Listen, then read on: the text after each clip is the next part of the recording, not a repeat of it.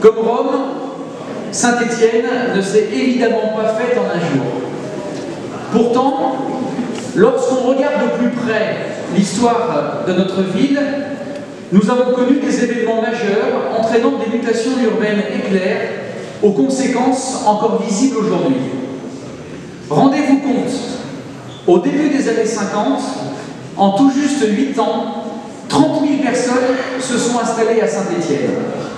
Une croissance démographique spectaculaire, incontrôlable, résultat d'un développement industriel hors norme. Il fallait loger la main-d'œuvre qui affluait massivement des zones rurales. Alors on a construit vite, dans la précipitation, pour faire face à cette importante demande. Une approche quantitative qui s'est malheureusement trop souvent substituée aux considérations qualitatives. N'y voyez aucun jugement de ma part, il s'agit là d'un simple constat qui est, je crois, largement partagé. Cette rapide évolution est le fruit d'un concours de circonstances et nous avons aujourd'hui le recul nécessaire pour mieux l'appréhender. L'histoire a en effet cette vertu de nous permettre de comprendre, d'analyser, de tirer un bilan et d'apprendre de nos erreurs. Alors, dès 2014, après un diagnostic rapide et objectif des besoins, nous avons pris les premières mesures qui s'imposaient pour renforcer la qualité de vie des Stéphanois et attirer de nouveaux habitants. Première décision, marquer une pause dans la construction de logements sociaux.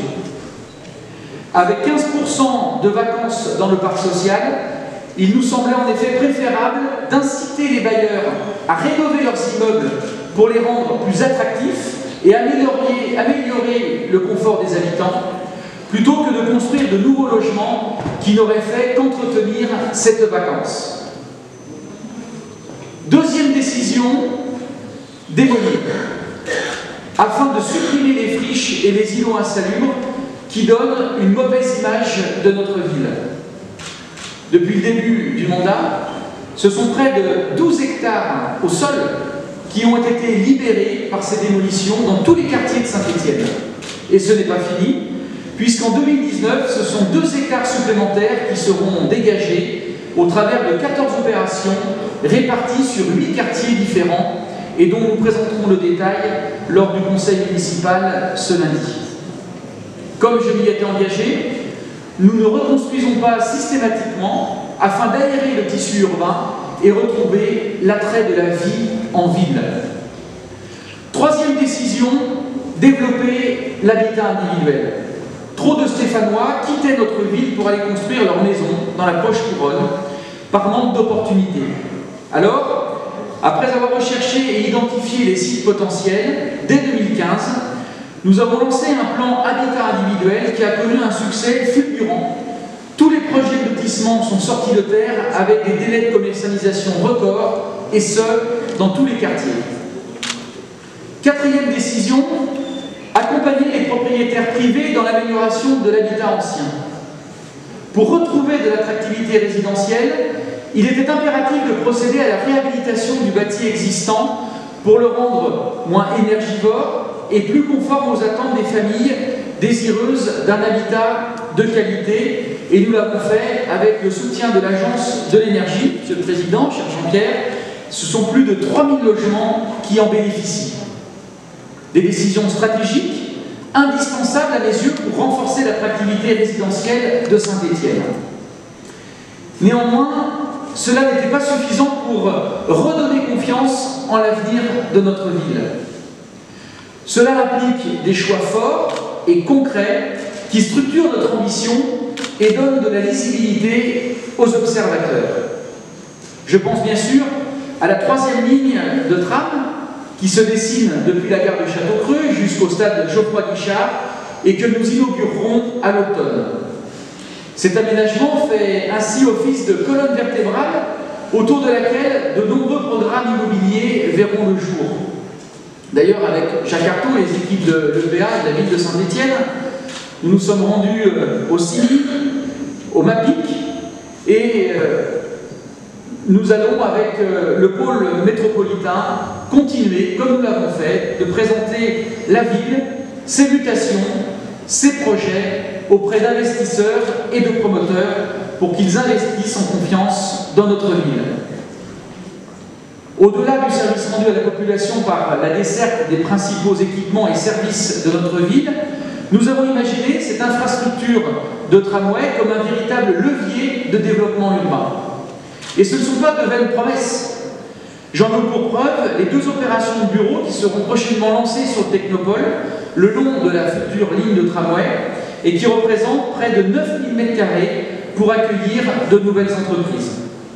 Aujourd'hui, les résultats de cette stratégie sont là, puisque pour la première fois depuis près de 50 ans, notre ville gagne à nouveau des habitants, le nombre d'étudiants ne cesse d'augmenter et 26 nouvelles classes ont ouvert dans nos écoles primaires ces 2 dernières années. Longtemps boudé par les investisseurs, Saint-Étienne relève enfin la tête. Les chiffres le prouvent.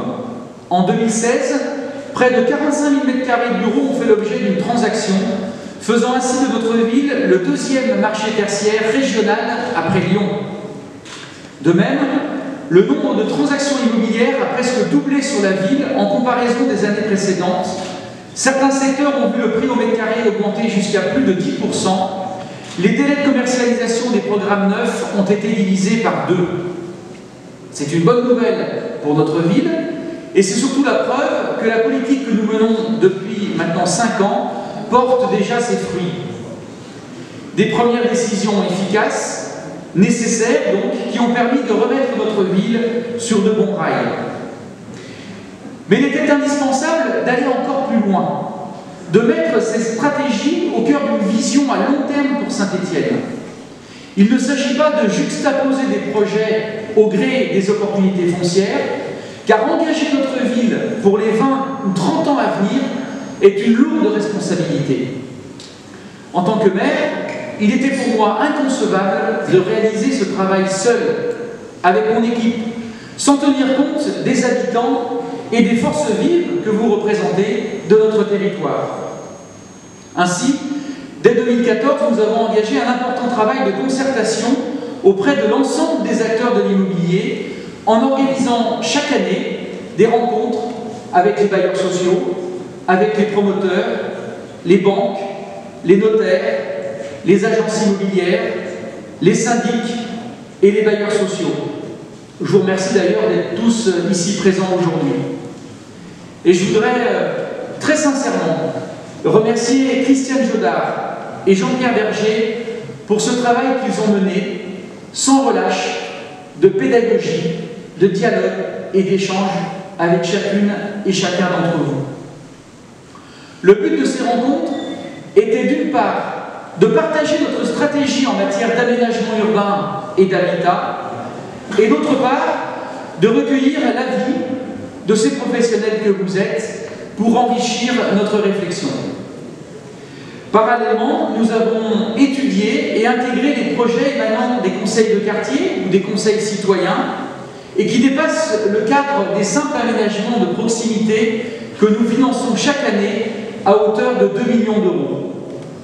De la même façon, nous nous sommes appuyés sur l'expertise de l'ensemble des conseils consultatifs qui ont été mis en place depuis 2014 dans de nombreux domaines tels que la culture, le commerce ou la vieillesse.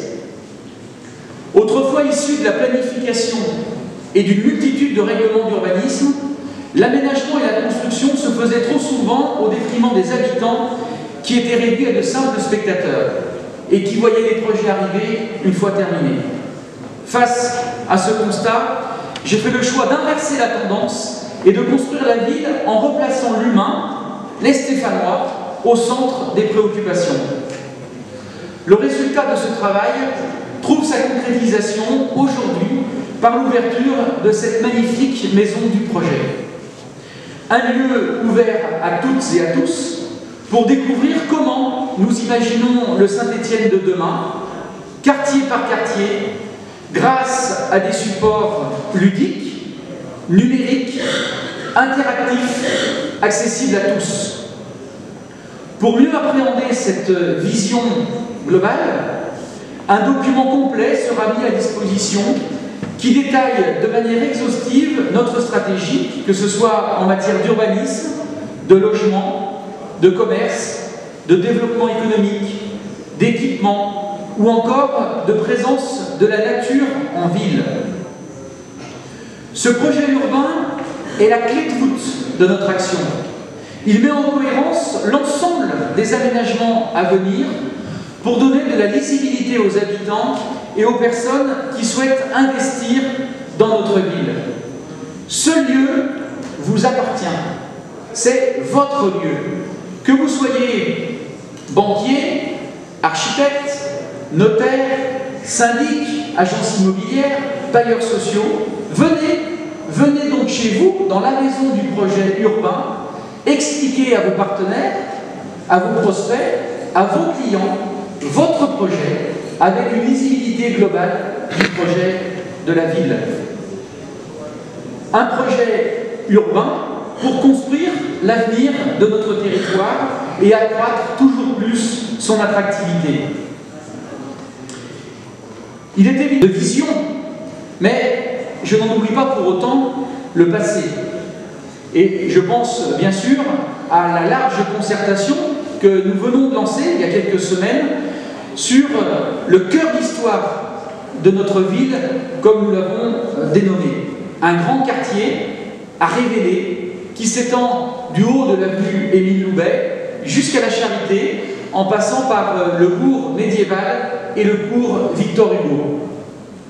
En plus des différents ateliers que nous avons prévus pour le réaménagement, par exemple, de la place Valdez-Crousseau, jusqu'à la restitution de la concertation en juin prochain, pas moins de 4 réunions publiques thématiques seront organisées pour donner la parole aux habitants, faire émerger de nouvelles idées et construire ensemble le Saint-Étienne de demain.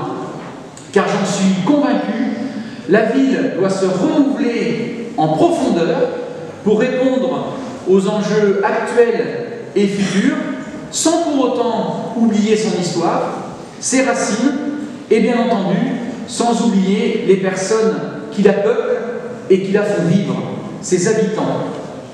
Nous devons faire en sorte que chacun soit en mesure de trouver sa place dans notre société. Voilà notre plus grand défi.